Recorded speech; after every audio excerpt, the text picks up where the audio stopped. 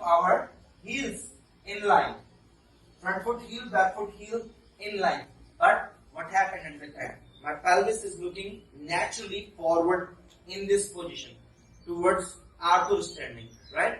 And then over there, we try to bring our hips in line. So already the rotational thing happening on the legs. So what I want you, in the beginning, our hips is not that flexible to bring the rotation.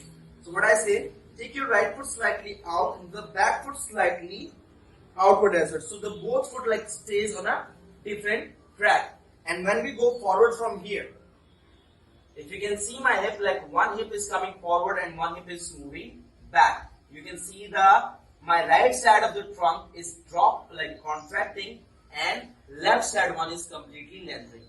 What I want over here, I want to keep my hips in a square shape, like in line over there. So what I'm going to do, I'm going to place the strap on the front foot, frontal pelvis, and take your back leg heel. Make sure that it's not pressing against your toes. It's supposed to be on your heel. And now over here we need to find a proper measurement. So just a little bit open. That's good. Press it. So now my hip, right hip, it cannot go forward. Your back leg, like strap. So make sure that it's placed against your heel. Press the toes down and now rotate your back leg hip inward. Because this hip cannot go forward, it's easy for you now to rotate your back leg hip for inward. Now micro bend this knee, engage the quads, stretch your both palms up, extend yourself forward.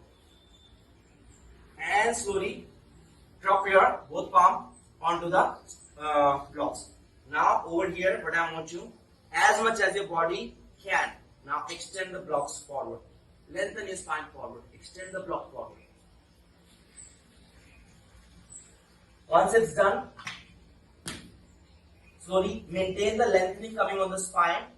Maintain the continue shoot your sternum forward. Bring your palms back. Walk your fingers backward. Keep looking forward and then extend.